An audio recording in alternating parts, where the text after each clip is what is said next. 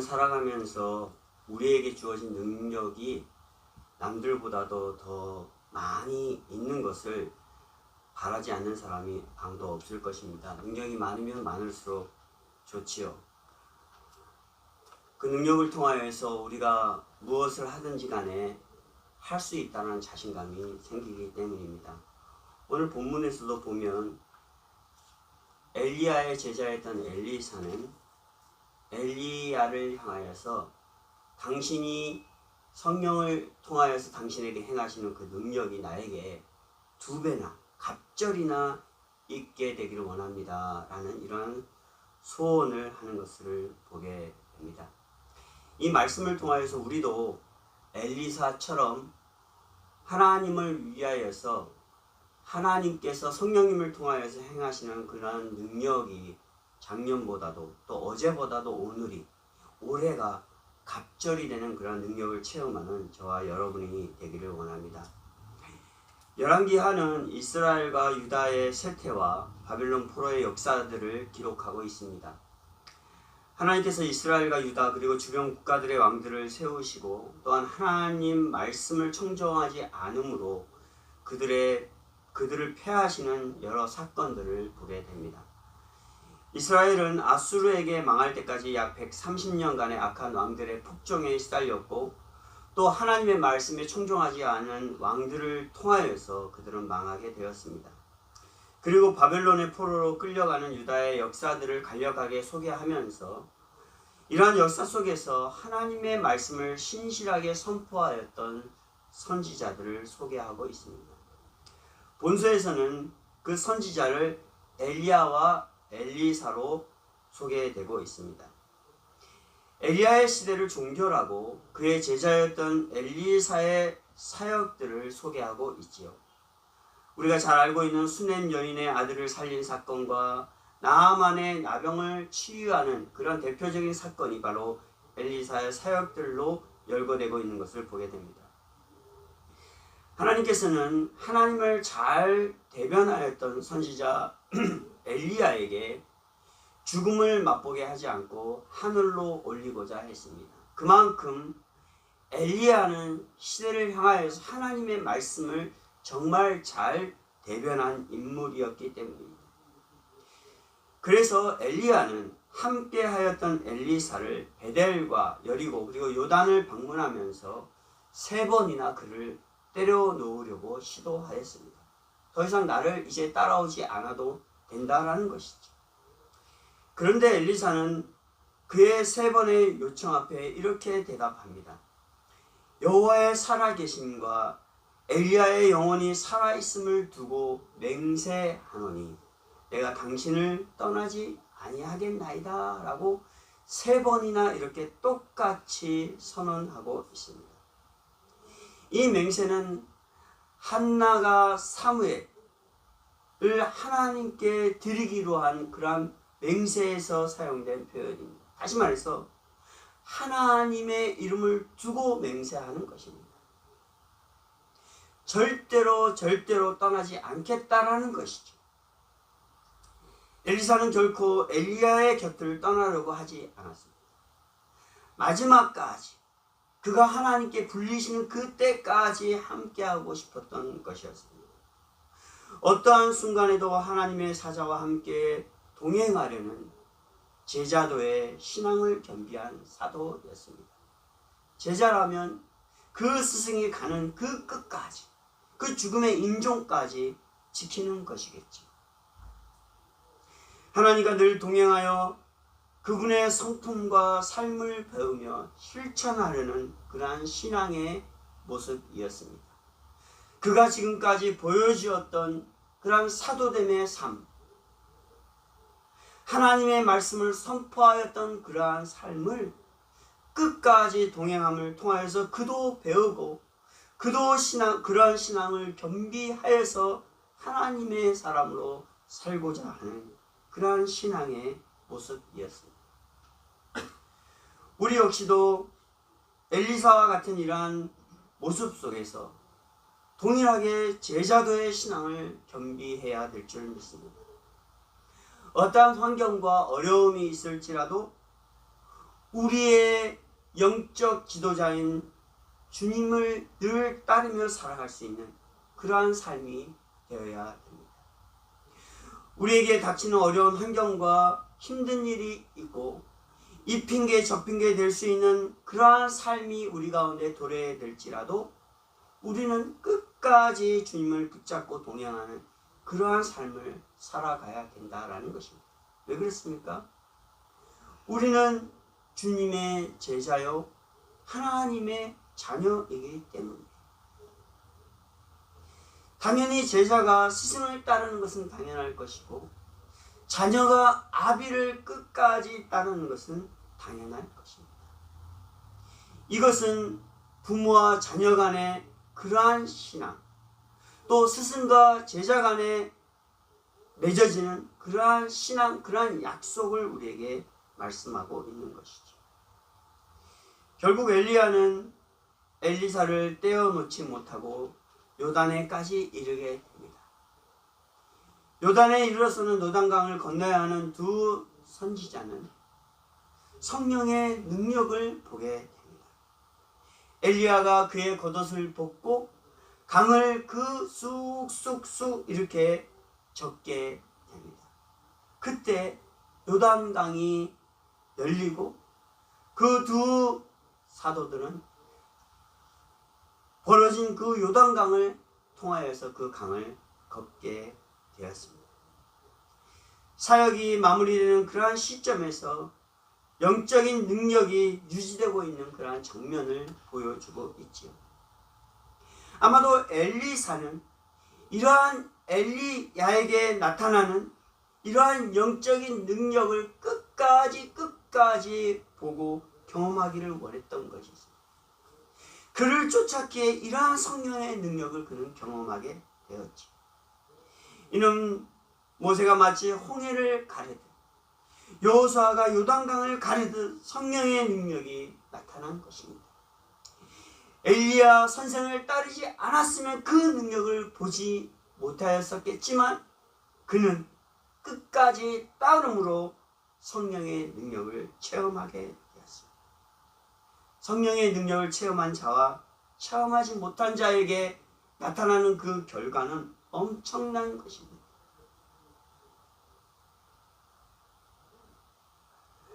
그리고 요단을 건넌 후 엘리야는 엘리사에게 마지막으로 이렇게 묻습니다.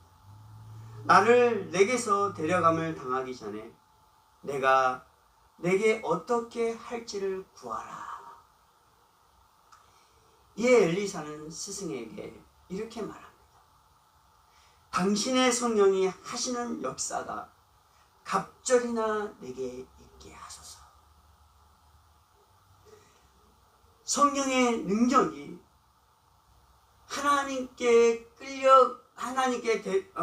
가는 그 순간까지 보여주었던 그 능력을 엘리사는 보았기 때문에 자기에게도 선생님 당신에게 보이셨던 성령의 그 능력이 나에게 갑절 2배나 있게 해주세요. 너무나도 당돌하고 건방진 요청으로 여길 수 있습니다.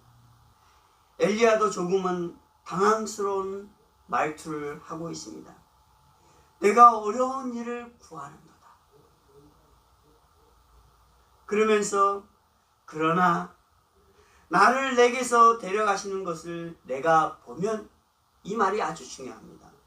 나를 내게서 데려가는 것을 내가 보면 그 일이 내게 이루어지려니와 그렇지 아니하면 이루어지지 아니하리라 라고 약속하고 있습니다. 이 말은 무엇입니까? 하나님께서 나를 통하여서 하시는 그 성령의 역사 무엇입니까? 모든 사람은 죽잖아요. 그런데 죽지 아니하고 데려가시는 이 성령의 역사를 너가 보게 되면, 끝까지 체험하게 되면 너에게도 그러한 능력이 나타나게 될 것이다 하는 것이. 다시 말해서 하나님께서 우리에게 보여주시는 그 능력을 내가 붙잡고 내가 경험하기 위하여 하나님을 끝까지 쫓아가면 하나님께서는 우리에게 성령의 능력을 몇 배나 더하신다라는 그런 말씀을 우리에게 분명히 하고 있는 것입니다. 내게 능력을 주셨던 하나님을 믿고 바라보면 분명 가능한 약속임을 말씀하고 있는 것이죠. 엘리사의 간청은 그가 엘리야의 떠나라는 요구에도 응하지 않고 끝까지 따랐던 제자들의 신앙에서 비롯되었다고 했습니다. 끝까지 누군가를 따른다는 것은 결코 쉬운 일이 아닙니다. 예수님의 12 제자들을 보아도 그렇지 않습니까? 예수님에게 좋은 일만 있었다면 그 제자들은 늘 예수님을 쫓아칠 것이에요.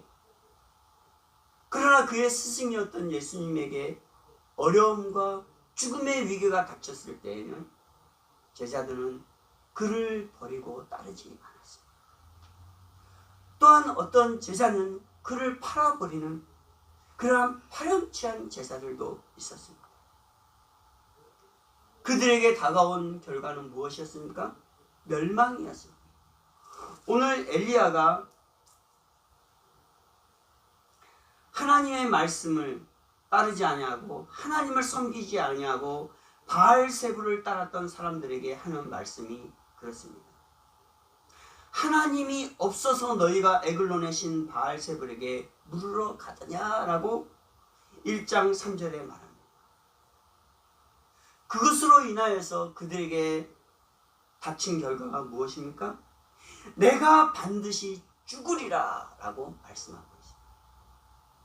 하나님을 따르지 아니하고 주님을 따르지 아니할 때 우리에게 오는 그 위험은 결국 멸망이다라는 것입니다.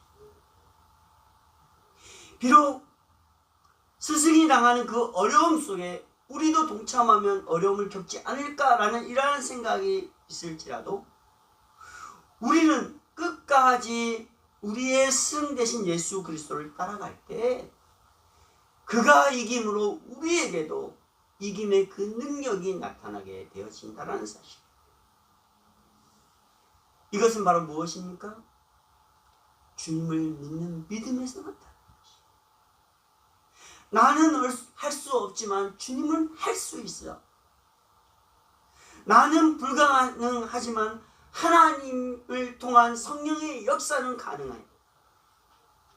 이 믿음이 우리 가운데 있을 때 주님을 끝까지 따를 수 있다는 것입니다. 구하는 자에게 성령의 능력을 주시지 않겠느냐라는 누가복음 11장 13절의 주님의 그 말씀처럼 엘리사는 나라와 백성들에게 하나님의 거룩한 말씀을 신실하게 선포해야 할 사명을 그가 인지하였기에 거룩한 욕심을 그의 스승 엘리야에게 요청한 것입니다. 엘리야가 떠나면 그가 감당해야 될 일들을 있기 때문에 그는 이러한 거룩한 욕심으로 엘리야에게 요청한 것입니다. 뒤집어 보면 그의 겸손을 볼 수가 있습니다. 내가 지금까지 이렇게 위대한 선생 엘리야를 따랐으니까 나도 이제 할 수 있어 라고 생각할 수 있을 것입니다. 그러나 그는 끝까지 겸손했어요. 우리 선생 엘리야가 가시면 내가 이 일을 감당할 수 없을 텐데 나는 부족한 사람이기 때문에 선생 엘리야에게 선생님 나에게는 갑절의 능력이 필요합니다.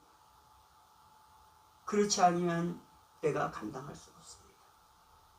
라는 이러한 엘리사의 겸손함의 모습을 보게 된다는 것이. 이것 때문에 엘리사는 엘리야를 끝까지 따를 수 있었던 것이. 이러한 겸손함 때문에 우리는 주님을 끝까지 따를 수 있다라는 것입니다. 내가 겸손하지 아니하면, 나의 약함을 내려놓지 아니하면, 인정하지 아니하면 주님을 따를 수 없습니다. 하나님께서 성령님을 통하여서 보여주시는 그 능력을 사모할 수 없다는 것입니다.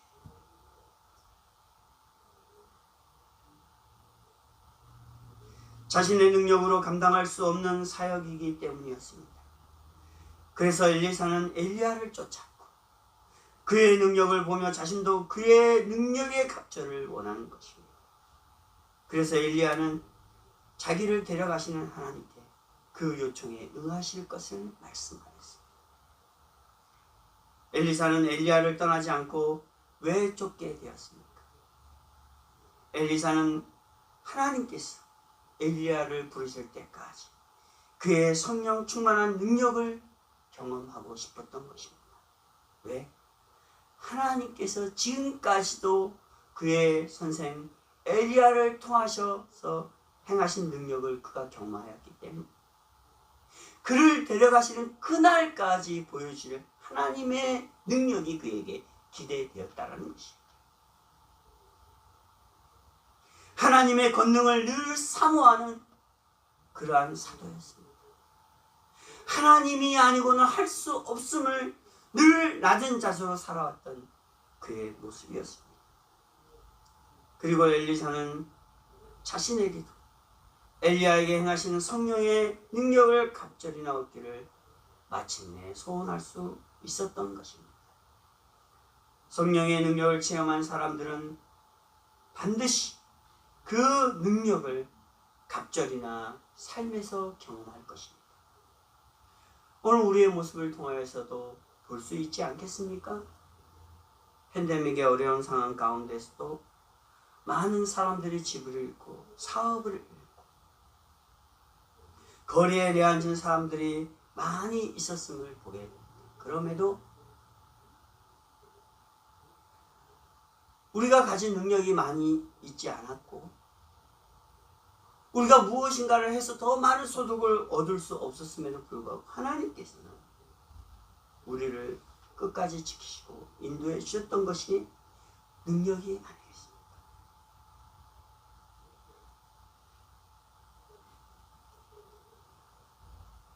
예수님을 따랐던 제자들에게도 예수님께서 행하신 능력을 보았고 그들도 행한 것을 볼 때 그들에게는 성령의 능력이 나타남으로 인하여서 초대교회가 부흥하는 역사들이 나타나게 되었습니다. 때로는 섬김을 통하여서, 때로는 헌신을 통하여서, 때로는 교제함을 통하여서, 때로는 자기를 드림을 통하여서 그러한 능력이 나타나게 되었다는 것입니다. 비단 치유의 이적과 기적의 사건들을 넘어 복음이 확장되는 능력일 것입니다. 복음의 확장은 죄로 죽은 자를 구원하는 능력으로 나타나고 있기 때문입니다. 엘리사 역시 하나님의 말씀으로 죄의 길로 가는 사람들을 돌이키는 능력을 보여주었습니다. 아무도 하나님의 말씀을 따르지 않는 왕들에게 하나님의 말씀을 선포하였고 이스라엘과 유다 민족에게 이 말씀을 선포함으로 말미암아 죄의 길에서 돌이키는 그러한 능력을 일으켰습니다. 이것이 참된 능력 아니겠습니까? 그렇다면 우리는 엘리사보다 성령의 능력이 갑절이 나타나기를 소원해야 합니다. 우리를 통하여서 행하실 복음의 그 능력이 갑절이나 되게 나타나기를 소원해야 된다는 것이에요. 우리의 겸손함으로 주님을 끝까지 따름을 통하여서 이 소원을 하는 저와 여러분이 되기를 바랍니다. 주님을 따르는 제자들처럼 그의 말씀을 받아 살아가는 것입니다. 그럼 엘리야처럼 하나님의 사도 엘리야를 끝까지 따른다는 것은 바로 무엇일까요? 예수님을 통해 체험한 그의 사랑을 우리는 실천하는 것입니다. 제자들이 그러했잖아요. 그 사랑은 무엇입니까? 예배를 통해 전하는 말씀, 기도, 찬양을 통해 깨닫는 것이에요. 그래서 그 깨달음을 통해서 우리의 삶의 그 사랑을 실천하는 것입니다. 사랑을 실천한다는 것은 바로 무엇입니까? 이 사랑은 구원을 이루는 행위입니다. 가장 값진 행위가 바로 이 사랑입니다.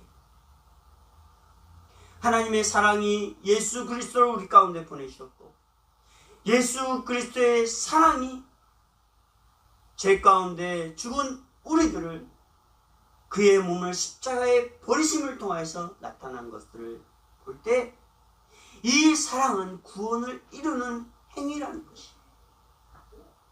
어떤 날은 섬김으로, 또 어떤 날은 가르침으로, 또 어떤 날은 나를 희생함으로, 또 어떤 날은 교제함으로 말입니다. 주님이 그렇게 하셨잖아요. 이렇게 주님을 쫓으면 반드시 그를 통하여서 주신 성령의 능력이 우리의 삶에 충만할 줄 믿습니다. 그렇다면 진정 내가 하나님의 말씀을 따라 살고 있다면 오늘 이 시간 엘리사가 구하였던 성령의 충만한 은혜를 강구해 보기를 원합니다. 오늘 10절과 11절 말씀에 이제 선지자 엘리야는 볼수레와 불말들이 와서 회오리 바람을 타고 하늘로 올라갑니다. 엘리야를 통하여서 보이신 마지막 성령의 능력을 엘리사는 경험합니다. 영광 중에 불림받은 엘리야의 모습은 지난날 일평생 아합의 폭정 아래서 시련과 고통 속에서도 하나님께서 맡기신 그 사명을 충성되게 감당한 마지막 날에 받은 하나님의 보상입니다. 인간이 가장 두려워하는 죽음을 맛보지 않고 하나님께로 간다는 것은 그 어떤 영광과 좋게 비교할 수 없는 상급일 것입니다. 이 세상 가운데 이루어질 수 없는 일을 성령의 능력을 통하여서 나타나게 하셨고, 또 그것을 엘리사는 경험한 것입니다.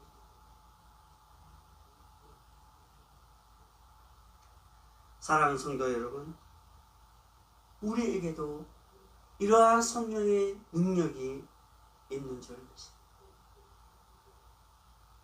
오늘 이 시간 주님 앞에 우리에게도 엘리사보다도 더한 갑절의 능력을 보여주십시오. 예수님께서 보여주던 그 사랑의 능력이 나타나게 하여 주시고, 그 사랑의 능력을 통하여서 우리에게 복음의 능력이 나타나는 우리의 삶이 되게 해주십시오. 그래야 우리 주사랑교회가 더 풍성해지지 않겠습니까?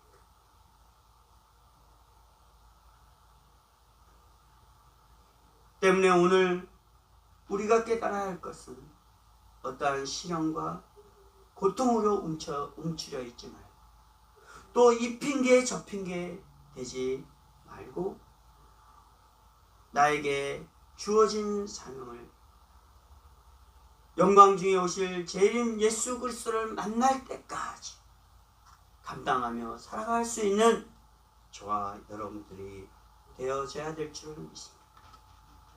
그러기 위해 엘리사보다 갑절이나 더한 성령의 능력을 부어달라고 간청하는 그러한 귀한 시간이 되기를 바랍니다. 그러기 전에 먼저 우리 자신의 연약함을 알고 그 능력이 아니면 살아갈 수 없음을 주님 앞에 고백하고, 때문에 주님을 끝까지 따르며 살아가기를 결단할 때, 확신할 때 우리의 입술로 주님, 우리 교회를 통하여서 갑절이 되는 능력을 우리에게 보여주십시오. 우리 가정을 통하여서 행하시는 성령의 능력을 갑절이나 내게 보여주십시오. 그래서 내가 주님 오시는 그날까지 복음의 사명을 주님 앞에 잘 감당하며 나가겠습니다. 그 구원의 사역을 이루어 나가겠습니다 라고 주님 앞에 고백하고 간청하는 그러한 저와 여러분들이 되시기를 주님의 이름으로 부탁을 드리겠습니다. 기도하시겠습니다.